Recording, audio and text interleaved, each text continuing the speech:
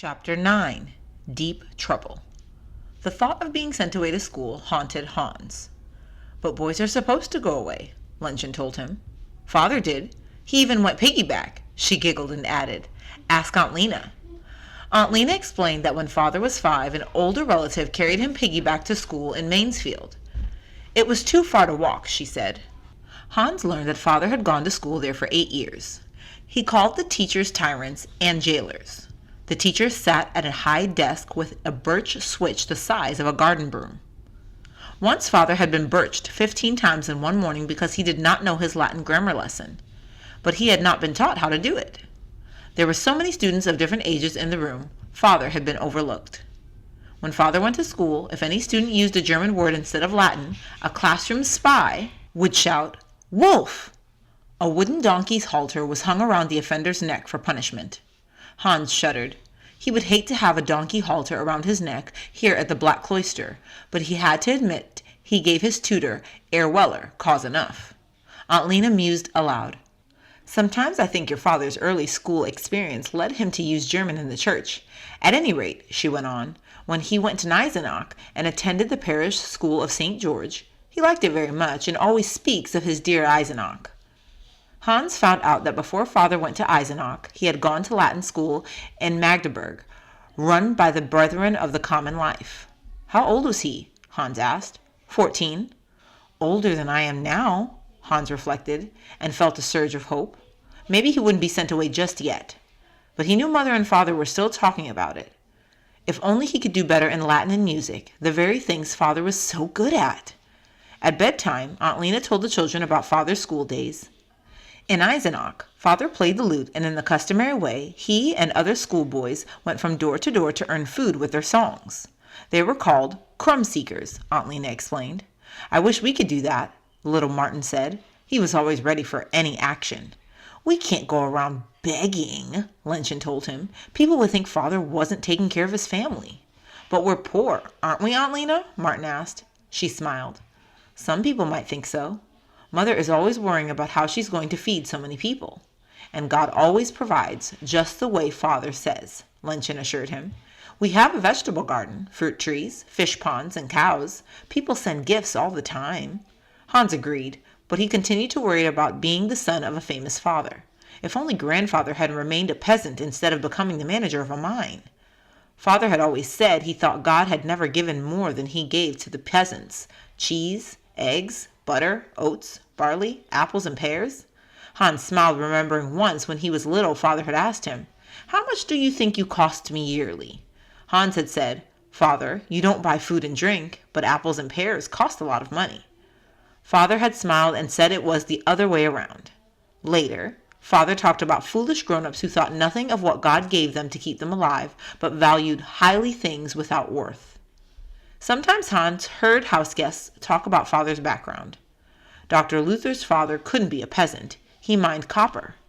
"But you've heard him yourself say, 'I am from a peasant family.'" "My father, my grandfather, my forebears were true peasants," another retorted. "Well, then, his mother wasn't a peasant."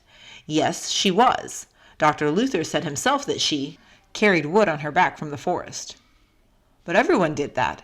It was the custom." It was according to custom, too, Hans learned, that the youngest in a family inherited the homestead.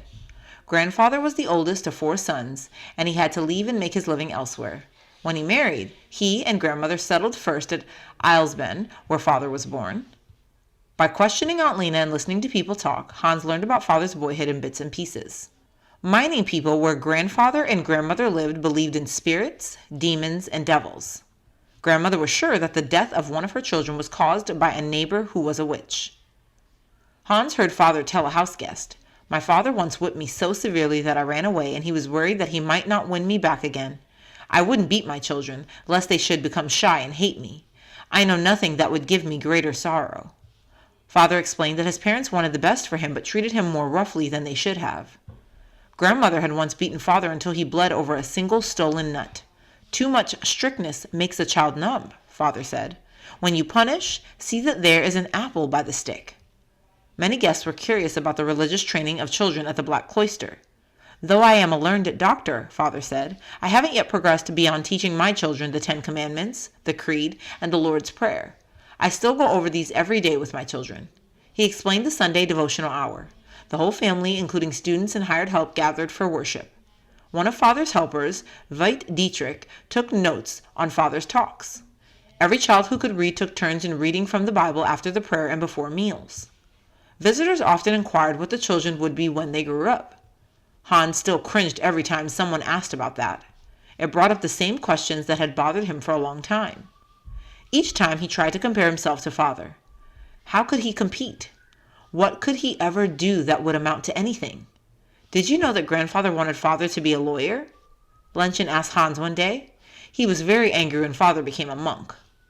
Hans marveled at the strange ways of parents and children. He himself secretly wanted to study law, maybe not to be a lawyer, but to know some of the mysteries about law that always made Father so angry whenever he had to deal with lawyers. Father didn't even want to make a will. He said God would provide. How angry he had been about the inheritance from Grandfather of 1,250 gulden divided into 5 parts. His own relatives wanted his share. If they act this way when I'm alive, Father had said, what will they do to my children when I die? Then he added, we will have a richer reward with God than my relatives who are as poor as beggars before him. Whenever Father talked about God's rewards or gifts, Hans started worrying again. God hasn't bestowed any gifts on me, he told himself. Even worse, Father used to worry in the same way. I remember Pomeranus would scold me, Father told a visitor. He'd ask me what I meant when I said I was the victim of God's wrath. What am I to do with this man? God said. I have bestowed so many excellent gifts on him, and yet he doesn't trust me for his salvation? That sounded like the voice of an angel to me. At least Father hadn't started his life's work when he was as young as I am, Hans reflected. He asked Aunt Lena, when did Father know he was going to start a new church and translate the Bible? He didn't know, Aunt Lena explained patiently. You see, you have to prepare for your life work ahead of time, even though you don't know what the outcome will be. She laughed. For example, 15 years ago, I hadn't the slightest idea I'd be here in the Black Cloister taking care of you children. I planned to spend my whole life in the convent. Hans grinned, remembering the story of how Father had once teased Aunt Lena by saying all escaped nuns were going to be put back in their convents. When he asked her if she wanted to go, she was so shaken she blurted out, no, in Latin instead of German. Hans still had questions to ask. Did Father know he was going to become famous? Do you know what you were going to be? Aunt Lena countered. No, but that's different. I'm not anything, Hans told himself. He went on. You mean Father had no idea that he was going to be a reformer? How could he? God doesn't call people until they are prepared. They have to receive their education first. Hans tried to understand. It was all very well to study first, like Father, learning Latin, Greek, and Hebrews, but for what life work should I be preparing myself? It was a relief to play with his younger brothers. Hans envied their carefree life. Let's play Wartburg Castle, little Martin shouted. Hans, you can be Father. He and Paul raced around getting ready. Hans agreed gloomily. He let Martin jump from the shrubbery and capture him, Bible and all. They rode furiously on stick horses to the drawbridge, then put a ladder up the wall for Hans to climb. When Hans pulled the ladder up, Paul shouted, Now you can translate the Bible. Hans winced. He could not forget how Herr Weller had laughed at his translation of a short passage. Hans did not want to play Father anymore, but he could not spoil his brother's joy in enacting Father's capture and imprisonment by friends. Later, Hans welcomed the chance to go to the marketplace, and when he saw his old enemy, Blackie, the peasant, Hans was glad. He had not seen Blackie for a long time, and he had an old score to settle with him. At first, Blackie did not see Hans. When he did, he scowled and then grinned. Hans knew what Blackie was thinking. Today would be a showdown, once for all. The ditch with its sewage and rotting garbage smelled to the skies this hot day. One of the two was going to land in it. Hans whooped out a battle cry. If he could just get his hands on Blackie, all the worries and depressions of the past weeks would be gone. A fight was just what he needed to clear the air, and Hans was out to win. Blackie must have felt the same way. The two boys eyed each other warily and edged toward the ditch. Hans tensed, clenching and unclenching his fists. From the corner of his eye, he saw something that made him hesitate. Lenchen and one of the maids from the Black Cloister had come to the marketplace too. Still, he needed to worry about his sister. He could count on her to understand. But the moment he had taken to thinking about Lenchen proved Hans' undoing. Blackie ran up, grabbed him by the waist, and threw Hans off balance.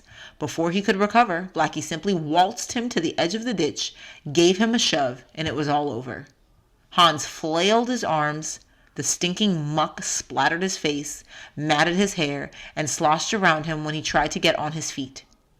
Dimly, he heard Lenchen scream. The next moment, there was another splash. Blackie landed beside him, flailed his arms like Hans, and emerged gasping. Lenchen stood with her hands on her hips, glaring at Blackie. Hans realized she had pushed Blackie in. She took a step forward to help Hans, but the smell must have been too much. She hurried off. The two boys stared at each other. Blackie was dabbing at his slimy clothes. Somehow, it struck Hans funny. In trying to climb out, Blackie slipped. Hans grabbed his hand and helped Blackie to the street. Then they both burst into laughter. They cleaned each other off as best they could. "Let's go to the river," Hans suggested. He knew he could never go back to the Black Cloister with his clothes smelling this way. "All right," Blackie agreed. They tried to sneak past the town gate. The gatekeeper and the guard laughed at them. "You boys out for a little swim?" one asked innocently. "Did you ever think of trying the Wittenberg River?" the other joked. Hans and Blackie ducked past them and headed for the Elbe River. They splashed in the water, clothes and all, until the last rotten smell was gone.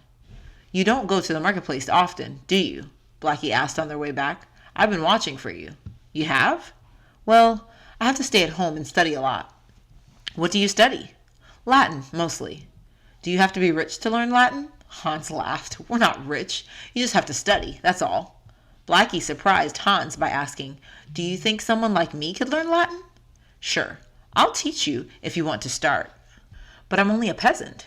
"That doesn't matter. Being a peasant, I mean. So was my grandfather, but he didn't stay a peasant. If you work, you can be educated by your church. That's what my father did." Blackie came to the courtyard every day, and gradually they forgot they had been enemies. Hans drilled him on Latin grammar.